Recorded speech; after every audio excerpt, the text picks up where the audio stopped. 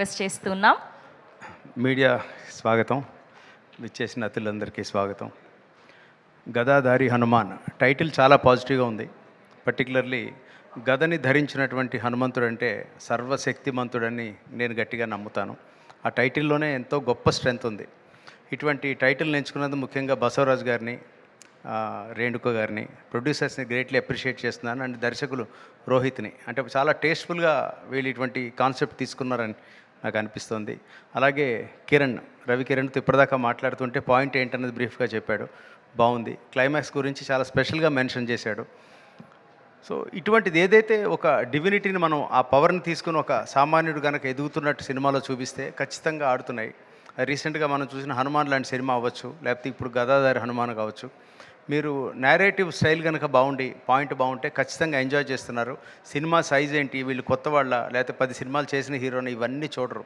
Cinema బాగుంటే ఈ సినిమాతోటే మన రవికిరణ్ సూపర్ స్టార్ అయ్యే అవకాశం ఉంది. నోస్, ఆయన తలుచుకుంటే హనుమంతుడు చేయగలడు. ఇంకోటి ఏంటంటే తెలుగుకి, కన్నడకి, తమిళ్కి అటువంటి ఏం డిఫరెన్స్ నా దృష్టిలో లేదు. ఇది ఇవాళ రేపు పాన్ ఇండియా సినిమాలు వచ్చినప్పుడు ఈ సినిమా స్కేలే డిసైడ్ చేస్తుంది, ఇది పాన్ ఇండియా సినిమానా, నెక్స్ట్ స్టేట్కి వెళ్తుందా లేదా అన్నది. సో ఆ స్టేజ్కి ఈ సినిమా వెళ్తుందని నేను గట్టిగా నమ్ముతున్నాను.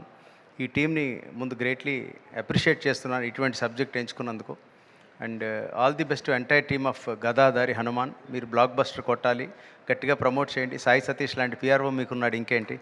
అండ్ నేను చాలా ఇష్టపడే నా తమ్ముడు సాయి సతీష్.